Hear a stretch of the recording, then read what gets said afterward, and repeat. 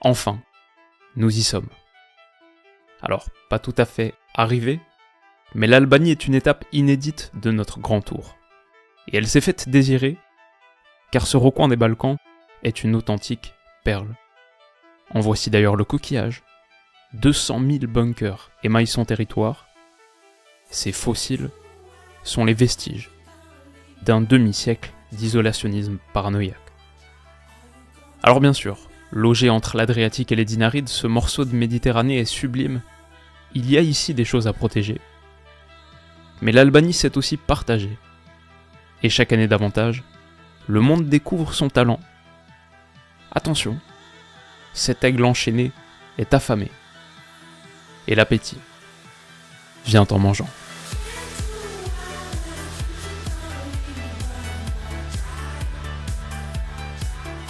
Les amis, bienvenue, j'espère que vous allez tous très bien, très content de vous retrouver pour cette nouvelle vidéo. Et déjà le 3e épisode de retour, on avance, aujourd'hui on discute de l'Albanie qui joue le 2e Euro de son histoire, 2e grand tournoi même tout court de l'histoire internationale de l'Albanie en 2016. Ils étaient dans notre groupe, bien sûr, France. On l'avait emporté, c'était un petit peu tendu sur la fin. Ils avaient accroché une victoire contre la Roumanie. C'était pas suffisant pour se qualifier pour les 8e de finale, parce qu'ils terminent 3e de ce groupe, mais pas parmi les 4 meilleurs 3e. Fait qu'un goal average de -2. Leur parcours s'arrête donc en phase de groupe. Est-ce qu'ils peuvent faire mieux cette année? Ça va pas être facile, on va en discuter. Par contre, on peut dire une chose, ils ont fait un superbe parcours en qualif. Ils terminent premier de leur groupe de qualif, avec 15 points. Devant la République tchèque, devant la Pologne, ils envoient la Pologne en play-off. Et pourtant, ça n'avait pas super bien démarré pour eux. Ils perdent le premier match. Ils perdent le premier match contre la Pologne à Varsovie. Derrière, 7 rencontres invaincues. Victoire 2-0 contre la Moldavie, un nul accroché en République tchèque à Prague. Et enfin, le moment décisif, un des points culminants du foot albanais. 2 rencontres consécutives à cheval sur septembre et octobre 2023, il y a quelques mois. Une victoire 2-0 contre la Pologne, puis 3-0 contre la République tchèque. Les deux à Tirana, dans un stade plein à craquer. Tous les matchs de qualif à domicile étaient à guichet fermé. Il y a une très grosse ambiance autour de l'Albanie en ce moment. Et pourtant, il n'y a pas si longtemps, c'était assez catastrophique. Ça, c'est les résultats sur 2022. Une seule victoire sur toute l'année 2022 contre l'Arménie. Et puis, tout a changé. Comment ? Pourquoi? Grâce à qui? Peut-être grâce à la plus grande star de cette équipe, s'il y en a une, c'est le coach, c'est Silvinho. Il est arrivé il y a un an, en janvier 2023, après 2 passages pas très convaincants, bien sûr, à l'OL, au Corinthians. Bon, un petit peu de défiance au moment de son arrivée. Avant lui, il y avait 4 sélectionneurs italiens et beaucoup de défense à 3 pratiquées en Albanie. Il y a un lien très fort entre l'Albanie et l'Italie. Silvinho est arrivé tout de suite, soit 4-3-3, soit 4-2-3-1, mais on repasse à 4 derrière, et il a construit une équipe extrêmement combative qui allait décrocher les résultats dont on a parlé. Il a bien fait les choses, faut dire, il a tout de suite déménagé aussi en Albanie, dans le pays, à Tirana. Il s'est entouré d'un staff qui est assez costaud, j'ai vu qu'il y a Pablo Zabaleta dans le staff, pas mal. Et avec la fédération, ils ont travaillé d'arrache-pied pour scouter plein de talents qui jusqu'alors avaient un petit peu échappé au maillage albanais. Bon, c'est pas le cas de Berat Djimshiti, le capitaine, le grand taulier de cette équipe, défenseur central, bien sûr, de l'Atalanta, où il est titulaire, lui il est toujours aussi crucial.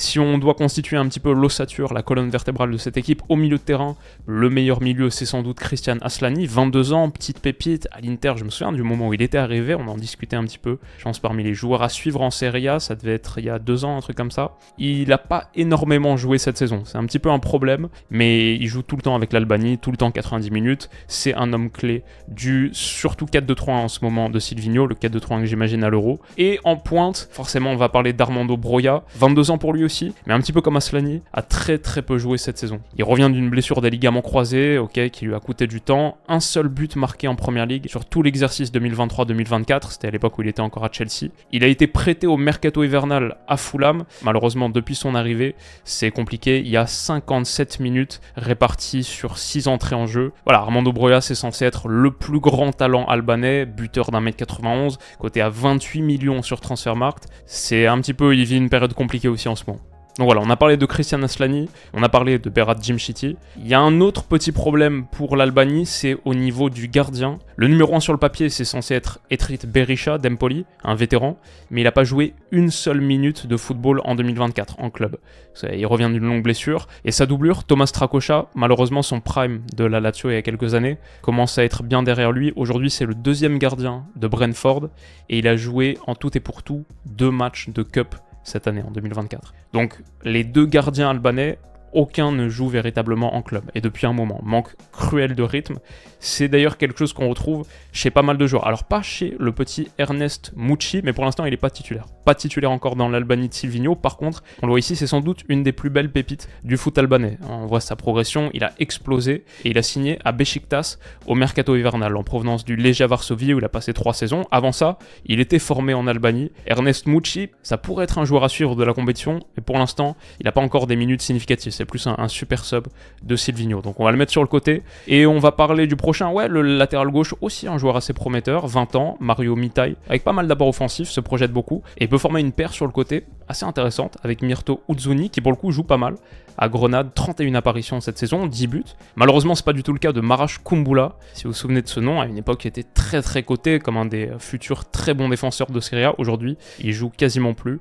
Donc il a été relégué sur le banc, même pas sûr qu'il soit appelé, on verra, ça c'est une question encore en suspens. Donc c'est Ismaili, la plupart du temps titulaire aux côtés de Jim Shitty. Pour compléter la ligne de 4, bon lui on le connaît bien, Husay. Et enfin pour compléter le 11, peut-être un des joueurs les plus intrigants, Jassir Hassani. Alors j'ai lu quelques interviews de Silvinho, et c'est l'exemple qu'il mentionne toujours pour parler du travail de scouting qui a été fait avec toute sa cellule. C'est un gars qui faisait pas encore partie de la sélection albanaise, c'est un gars je crois qui est né à la base en Macédoine du Nord et qui jouait dans le championnat sud-coréen de 28 ans, donc totalement en dehors des radars. Mais ils l'ont trouvé, ils cherchaient un ailier droit qui peut rentrer sur son pied gauche, c'était vraiment une question de profil. Et sur les 5 premiers matchs de qualif, il a donné 2 passes D et planté 2 buts, dont un des buts de la campagne contre la Pologne, cette frappe extérieure de surface. Voilà, c'était une très belle histoire qui s'est retrouvée dans pas mal d'interviews, qui a fait écrire plusieurs papiers dans la foulée. Maintenant, en ce moment, ça se passe pas top. Jassir Hassani, il joue plus trop, il a eu des problèmes de fitness, de fraîcheur physique au moment de reprendre la saison avec son club de Gwangju, donc il a joué 8 minutes pour l'instant, et même en sélection, je crois que ça a été assez insuffisant récemment. Mais voilà, c'est à peu près à ça que ressemble l'équipe de Silvinho, la plupart du temps,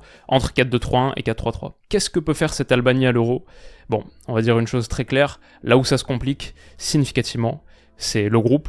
L'Albanie, oui, a été placée dans le groupe de la mort, en compagnie de l'Espagne, de la Croatie, de l'Italie.